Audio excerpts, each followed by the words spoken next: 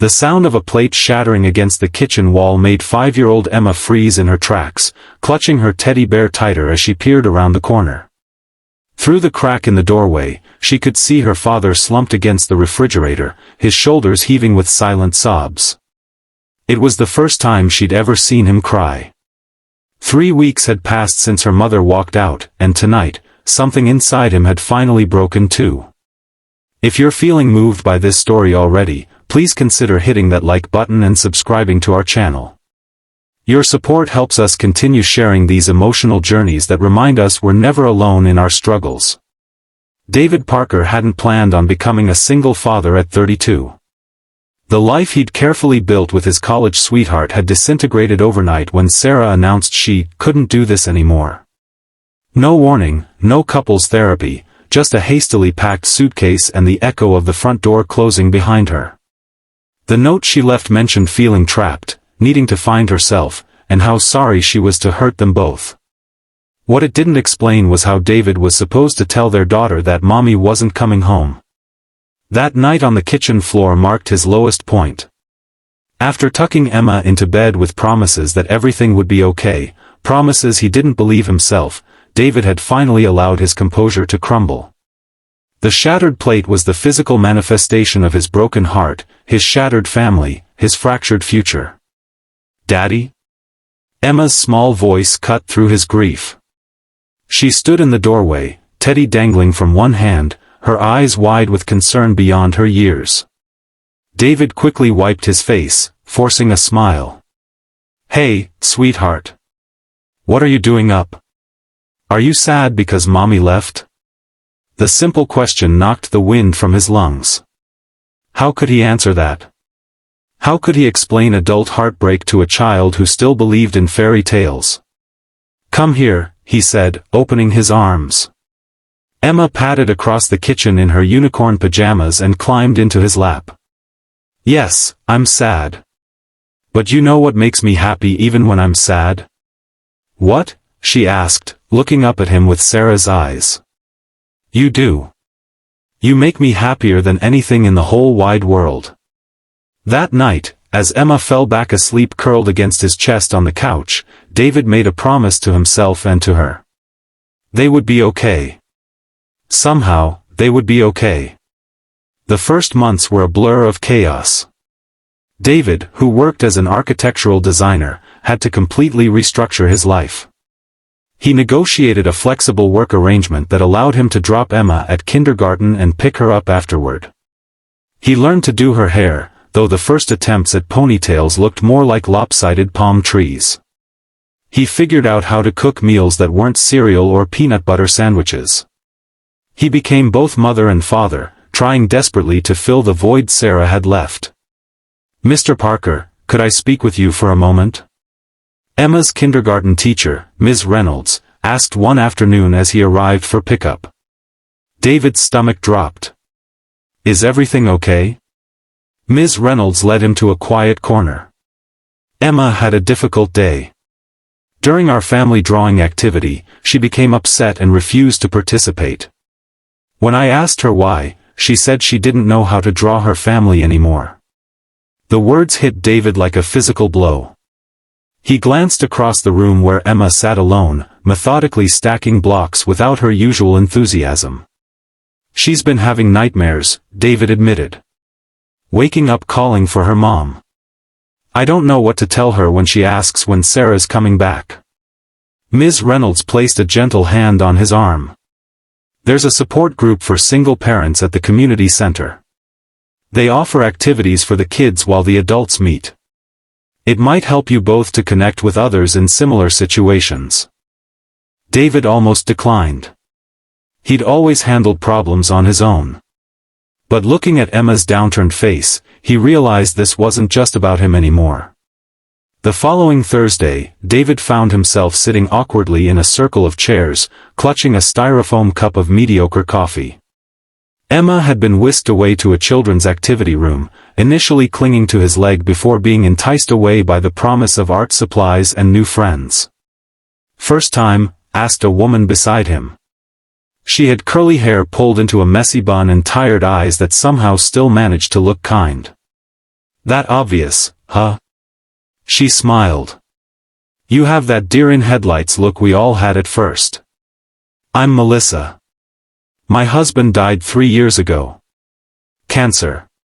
My boys are 7 and 9. David. My wife left us about 4 months ago. My daughter Emma is 5. 4 months? You're still in the trenches, then. Before he could respond, the group facilitator called everyone to attention, and David found himself listening to stories that mirrored his own pain, different circumstances but the same overwhelming sense of inadequacy, the same fears of failing their children, the same exhaustion from playing every role. When his turn came, David surprised himself by opening up. I keep trying to be both parents, but I don't know how to be her mom.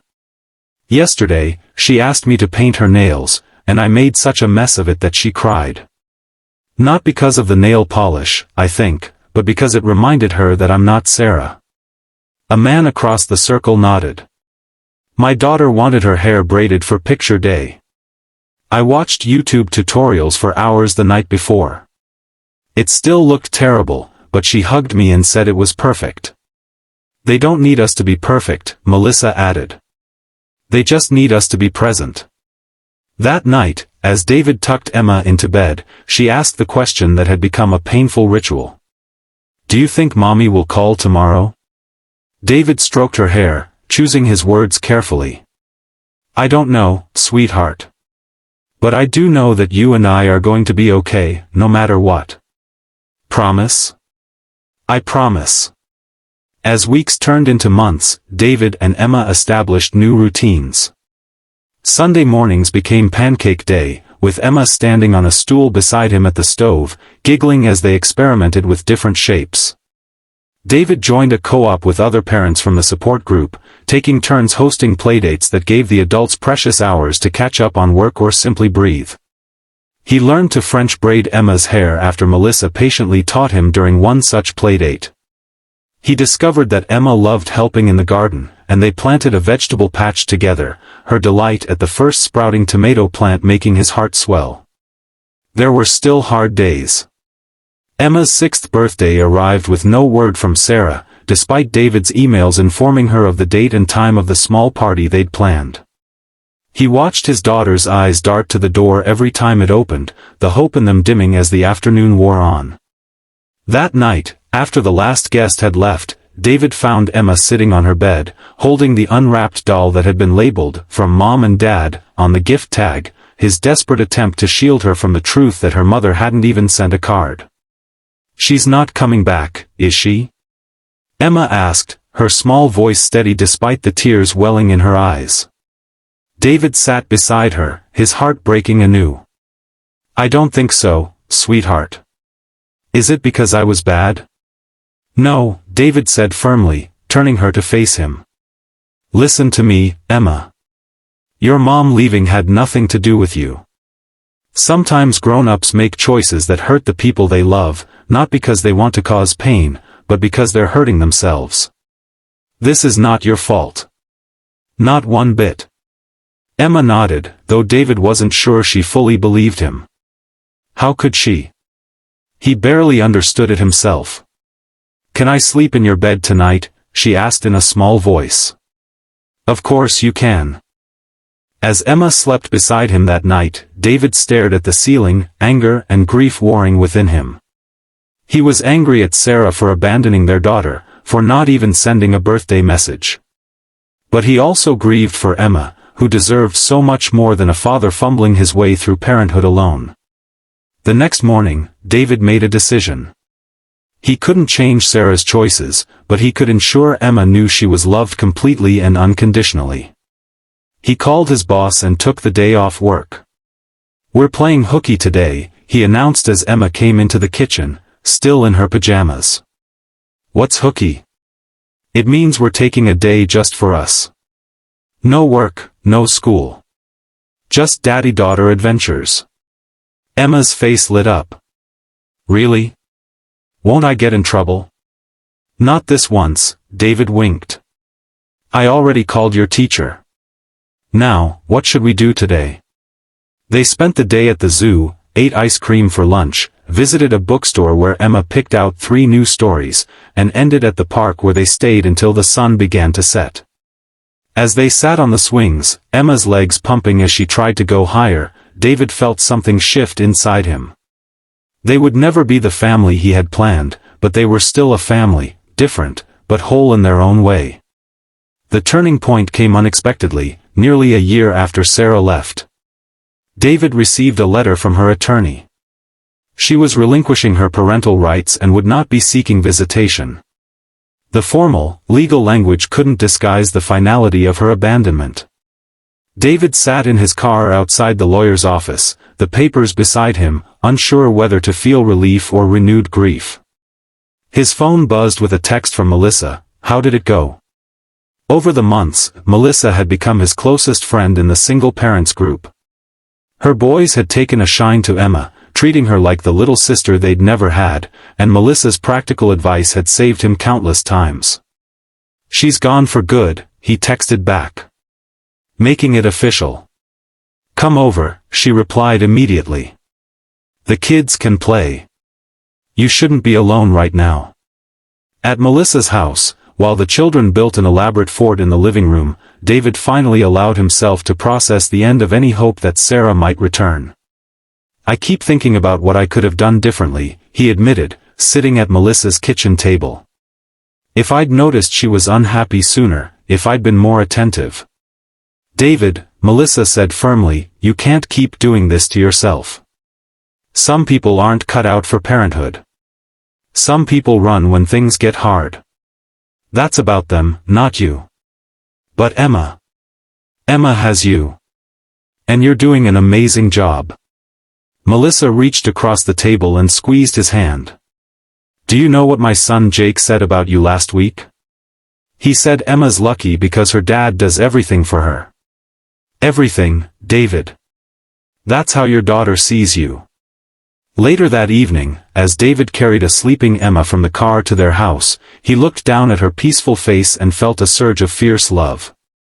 Sarah's final rejection hurt, but it also freed them from the limbo they'd been living in. Now they could truly move forward. The next 2 years brought changes neither of them could have anticipated. David's architectural firm assigned him to a major project renovating the community center, the very place where he'd found his support system. The project introduced him to Gabriella, the center's director, a warm, passionate woman who quickly became another important figure in their lives. Emma thrived in elementary school, her natural resilience shining through. She joined a children's theater group, revealing a dramatic flair that both surprised and delighted David. The shy, uncertain child who had clung to him after Sarah left was blossoming into a confident, creative little girl. Their home evolved too. The formal dining room Sarah had insisted on maintaining became Emma's art studio, with an easel by the window and colorful paintings covering the walls. David converted part of the backyard into a wildflower garden that attracted butterflies, fulfilling Emma's wish for a magical place. The support group remained a constant, though David's role gradually shifted from newcomer seeking help to experienced member offering guidance to shell-shocked parents just beginning their single-parenting journey. Remember when you couldn't even make a ponytail? Melissa teased him one evening as they watched their children perform in the community center's talent show. Emma was center stage, belting out, "Let It Go," with dramatic hand gestures that had the audience chuckling appreciatively. Now I can do Dutch braids and fishtails, David said proudly. YouTube University has been good to me. It's more than hair skills, Melissa said, her voice turning serious. Look at her up there. That's a happy kid, David. That's your doing. As Emma took her bow to enthusiastic applause, David caught Gabriella's eye across the room. She gave him a thumbs up and a warm smile that made his heart skip. Their friendship had been slowly evolving into something more, though both were proceeding cautiously, mindful of the children involved. After the show, as families mingled over punch and cookies, Emma ran up to David with her friend Zoe in tow. "Daddy.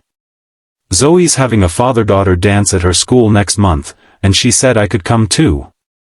Can we go? Please?" David looked at Zoe's father, Mark, another single dad from their group who had custody of his daughter on weekends. "Emma's welcome to join us," Mark confirmed. "The school said it's fine to bring guests." David knelt down to Emma's level. "That sounds fun. Are you sure you want to go?" Emma nodded enthusiastically, then her expression turned thoughtful. "Daddy, you're my mom too, aren't you?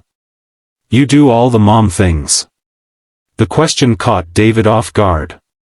He was aware of the other parents nearby, but focused only on Emma's earnest face.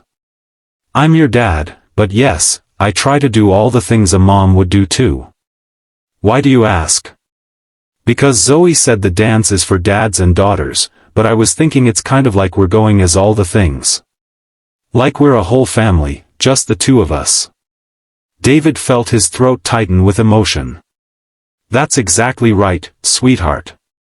We are a whole family, just the way we are." The night of the dance, David wore a suit and helped Emma get ready in the new dress they'd picked out together.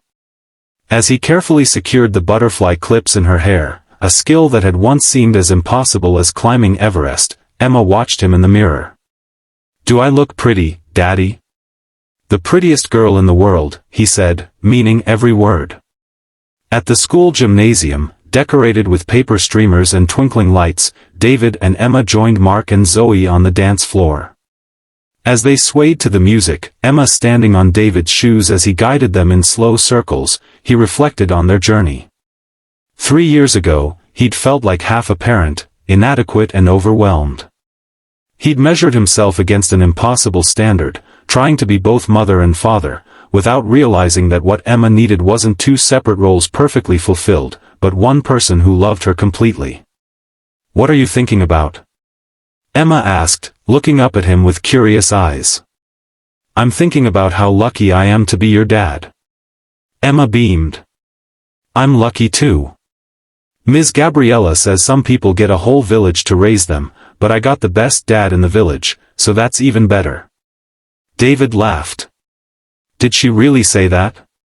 "Well, not exactly like that. But she did say you're special." As the music changed to a livelier tune, Emma grabbed his hands. "Come on, Daddy. This is my favorite song." Watching his daughter twirl and laugh beneath the gymnasium lights, David felt a sense of peace settle over him.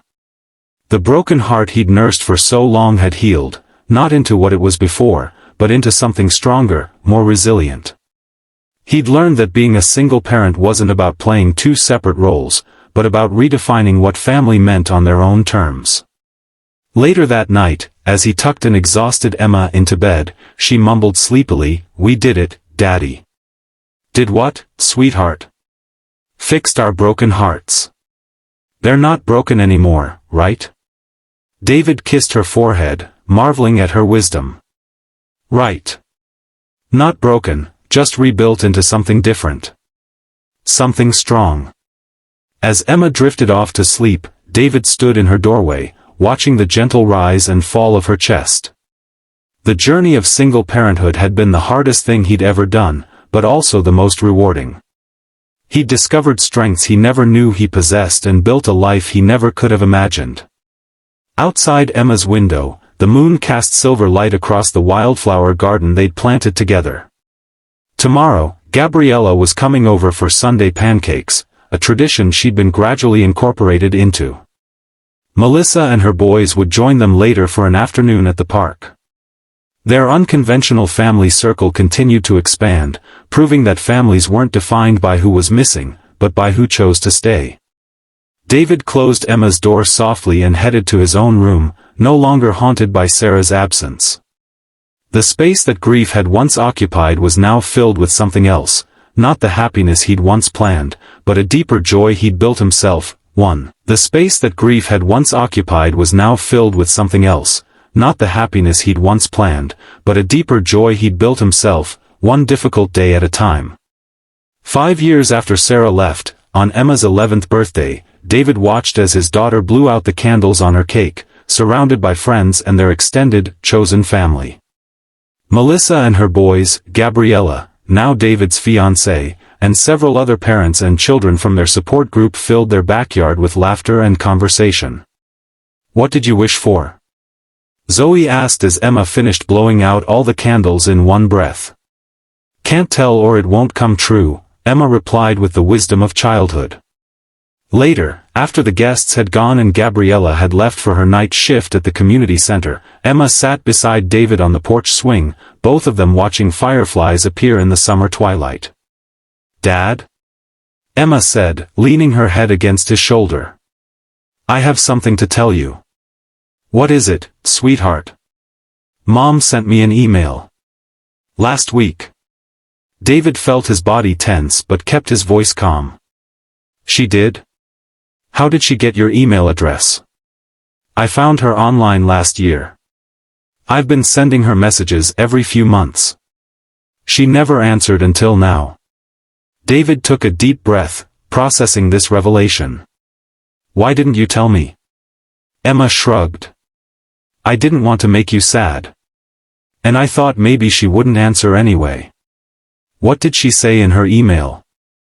"She said she's sorry she left. That she wasn't ready to be a mom and she was too scared to admit it. She said she has a new family now in California. 2 little boys." Emma's voice wavered slightly. "Half-brothers I've never met." David put his arm around her, pulling her close. "How do you feel about that?" "Weird. Sad. But also, okay. I wanted to know why she left for so long, and now I kind of understand. She said it wasn't because of me." "It absolutely wasn't because of you," David affirmed. "I know that now," Emma said with surprising certainty. "Because you showed me. Every day." Does she want to see you?" David asked, his heart racing at the possibility. Emma shook her head. "She just wanted to explain. She said maybe when I'm older, if I want to." "But Dad?" "Yes? I don't need her anymore. I used to think I did, but I don't. I have you. And Gabriella. And Melissa and the boys. And all our friends. My wish when I blew out the candles wasn't about Mom at all." "No?" David asked, relieved and curious. "I wished that our family would always be as happy as we are right now." Emma looked up at him. "Do you think that wish can come true?" David thought about their journey, from the broken man sobbing on the kitchen floor to this moment of peaceful contentment. He thought about the challenges they'd faced and overcome, the community they'd built, the love they'd found and nurtured. "I think," he said carefully, "that happiness isn't something that just happens to you. It's something you build, every day, with the people you love. So yes, I think that wish has every chance of coming true, because you already know how to make it happen." Emma smiled, satisfied with his answer. They continued swinging gently as darkness fell, the rhythm matching their heartbeats. David realized that the title of "single dad" had evolved for him over the years. What had once felt like a label of lack, of missing pieces and inadequacy, now felt like a badge of honor. He hadn't just been playing both roles, he'd created an entirely new one that was uniquely his own. As stars appeared overhead, David thought about all the other single parents out there, struggling through their first days, months, or years alone with their children. He wished he could tell them what he now knew with certainty, that broken hearts do heal, that families rebuild, that love expands to fill the empty spaces.